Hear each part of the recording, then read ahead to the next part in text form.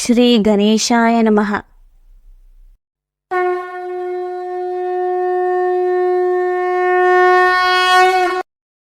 గురూన్ హత్వా హి మహానుభావాన్ శ్రేయో భోక్తుం భైక్ష్యమపీహ లోకే హత్వార్ధకామాంస్తు గురూనిహైవ భుంజీయ భోగాన్ రుధిరప్రదిగ్ధాన్.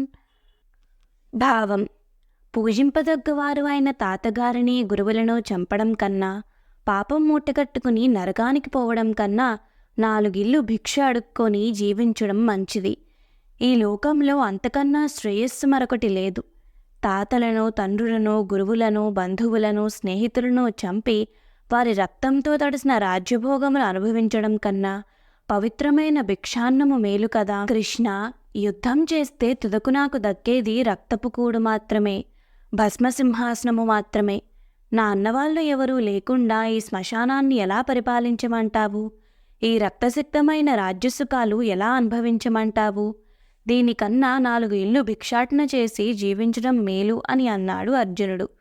అంటే అర్జునుడు అప్పుడే తాను అందరినీ ఓడించి చంపి తానే గెలిచినట్టు అనుకుంటున్నాడు. కానీ జయాపజయాలు తన చేతుల్లో లేవు అనే సందేహం ఒక పక్క మనసులో తొలుస్తూనే ఉంది. సర్వే జనాః సుఖినో భవంతు. నమస్కారం.